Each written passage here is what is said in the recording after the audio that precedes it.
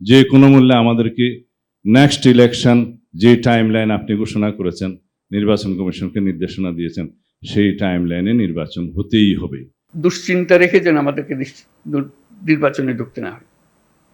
আমরা উৎসব এখান থেকেই সৃষ্টি হবে, এই উৎসব নিয়েই নির্বাচন হবে এবং নির্বাচন ফেব্রুয়ারির প্রথমার্ধেই হবে। কিন্তু নির্বাচন অনুষ্ঠানের ব্যাপারে বলতে চাই, সংস্কার, বিচার এবং নির্বাচন কোনোভাবেই এটা মিউচুয়ালি ইন্টারডিপেন্ডেন্ট নয়। সংস্কার মতো চলবে, এটা কন্টিনিউয়াস প্রসেস। বিচারে কখনো টাইম লিমিট করা যায় না, অবিচার হবে তাহলে সেটা চলবে, যে গভর্নমেন্টই আসুক। আমরাই সবচেয়ে বেশি অবিচারের শিকার, পারসিকিউশনের শিকার হয়েছি, গুম, হত্যা, নির্যাতনের শিকার হয়েছি। এটা আমাদের কমিটমেন্ট, জাতির কমিটমেন্ট, সেটা চলবে। কিন্তু নির্বাচনকে এটার কন্ডিশনাল করা যাবে না। আর যদি ফেব্রুয়ারির প্রথমার্ধে বাংলাদেশে নির্বাচন অনুষ্ঠানের জন্য যে কোনো রকমের একটা অনিশ্চিত পরিবেশ সৃষ্টি হয়, সেটা ফেসিবাদ চেষ্টা করছে। যদি আমরা এরকম কোনো কর্মকাণ্ড করি যে ফেসিবাদী শক্তি সুযোগ পাবে, আশকারা পাবে, সেটা আমাদের জাতীয় জীবনের জন্য, অনেকে বলছে যে এটা ন্যাশনাল সিকিউরিটি থ্রেট হবে, আমি মনে করি এটা রিজিওনাল সিকিউরিটি থ্রেটও হতে পারে। এখানে দুইটা রিজিওনাল শক্তি, একটা বিশ্ব শক্তি ইনভলভ হয়ে যাবে। আমরা বাংলাদেশকে সেই জায়গায় নিয়ে যেতে চাই না। যে কোনো মূল্যে আমাদেরকে নেক্সট ইলেকশন যে টাইমলাইন আপনি ঘোষণা করেছেন, নির্বাচন কমিশনকে নির্দেশনা দিয়েছেন, সেই টাইমলাইনে নির্বাচন হতেই হবে, বা এটার উপরে কন্ডিশনাল কোনো কিছু নয়। তা আমরা আশা করি জাতীয় ঐক্যমত্য কমিশনের আরও চেষ্টার মধ্য দিয়ে, মাননীয় প্রধান উপদেষ্টা আপনার ব্যক্তিগত উদ্যোগের মধ্য দিয়ে এটার সমাধান হবে, এই বিশ্বাস আমার আছে। সবার প্রত্যাশা তো আছেই, কিন্তু আমার বিশ্বাস আছে। জাতির সত্যিকার নবজন্ম হবে। এটা শুধু নির্বাচন না, এটা নবজন্ম। এই যে এত ত্যাগ, এত রক্ত, এত আত্মাহুতি, এগুলো সার্থক হবে যদি আমরা ওই নবজন্মটা লাভ করতে পারি। আমার মাঝখানে একটু মনে পড়ছিল আলাদিনের প্রদীপের কথা। আলাদিনের প্রদীপে ঘষা দিলে একটা দৈত্য বেরিয়ে আসে। দৈত্য এসে জিজ্ঞেস করে, কি করতে হবে আমার? এই যে প্রশ্নটা করে, এটার উত্তরে নানাভাবে দেওয়া যায়। বলতে পারে যে আমার জন্য এক কাপ চা নিয়ে আসো, সে চা নিয়ে আসবে। তাকে যদি বলা হয় সারা দুনিয়া আমার কাছে নিয়ে আসো, সারা দুনিয়া নিয়ে আসতো। এখন ছাত্র জনতা অভ্যুত্থানের মাধ্যমে সেই দৈত্য সৃষ্টি করে দিয়েছে আমাদেরকে। আমরা তার কাছে কি চাইব? আমরা কি তার কাছে এক কাপ চা চাইব, নাকি আমাদের দুনিয়া পাল্টে ফেলতে চাইব? এটাই হলো আমাদের হাতে। কাজে কোনো বিষয় ছোট আকারে না দেখা, যে আমরা এই জাতিকে একেবারে সমস্ত সম্পূর্ণ ভিন্নভাবে তৈরি করে দিয়ে যাবো, এটাই আমাদের হাতে সুযোগটা এসছে। এরা ছাত্র জনতা আমাদেরকে এই সুযোগ দিয়েছে। সেখানে ছোটখাটো বিষয়ের মধ্যে আটকে গিয়ে আমরা যেন মূল বড় জিনিস থেকে হারিয়ে না ফেলি। আমরা বড় জিনিসের জন্য যাই, যে এই জাতিকে আমরা যেভাবে চালু করে দিলাম, এটা খালি উপর দিকে উঠবে, এখন আর নিচে ডাইনি বাঁয়ে তাকানোর আর দরকার নাই। ওই অংশটা করা। আমাদের এত সংস্কার কেন দরকার হচ্ছে?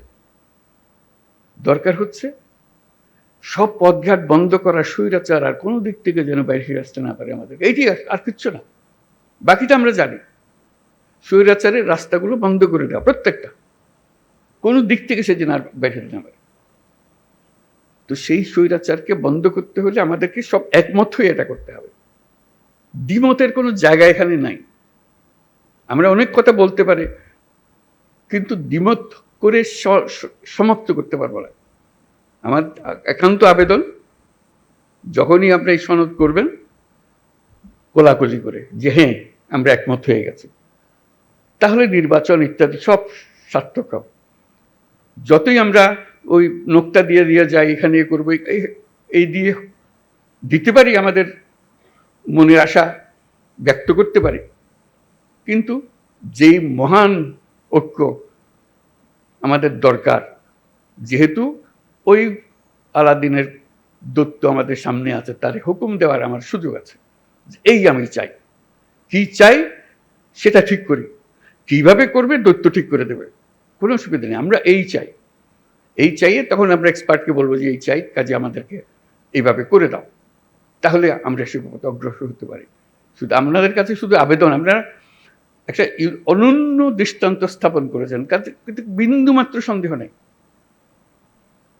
যখন ঐক্যমত্য কমিশন গঠন করলাম, আলী রিয়াজকে বললাম, উনিও জানেন না এটা কি জিনিস, সদস্যরাও জানেন না এটা কি জিনিস, আমরা চেষ্টা করে দেখি, সবাই মিলে দেখি, ইট ক্লিকড, আপনারা গ্রহণ করেছেন। এটি হলো মস্ত বড় অর্জন। এই অর্জন করতে পেরেছেন বলে আজকেও সবাই মিলে বসছি, তারপর বলছি যে আমি যাবার পরও আপনারা বসে থাকবেন, আপনাদের আলোচনা চলতে থাকবে। কি পরিমাণ ধৈর্য প্রয়োজন হয় এই কি আলোচনা বলতে থাকা, করতে থাকা।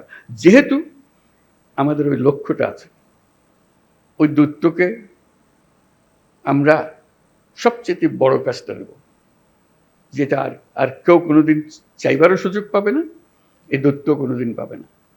একবারই পাচ্ছি আমরা এই দূরত্ব। এই দূরত্বকে আমাদের মনের সমস্ত আশা তার ঘাটে দিয়ে দেবো যে এটি আমাদের পূরণ করে দাও। সেই জিনিসের দিকে আমরা যেতে চাই।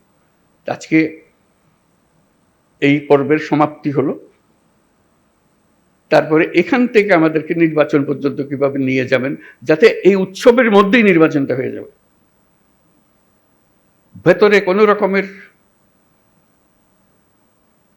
দুশ্চিন্তা রেখে যেন আমাদেরকে নির্বাচনে ঢুকতে না হয়। আমরা উৎসব এখান থেকে সৃষ্টি হবে, এই উৎসব নিয়েই নির্বাচন হবে এবং নির্বাচন ফেব্রুয়ারির প্রথমার্ধেই হবে। এটা পরিষ্কার করে হবে। আর বাকিগুলো হলো ডিটেলস। এইটি হলো পথ। আমরা হাইওয়ে বানিয়ে ফেলেছি, এই পথেই আমরা যাব। পথ ঠিক আছে, তারপরে এখন এখান থেকে কোথায় সাইনবোর্ড কি দিতে হবে সেগুলো পরের কথা।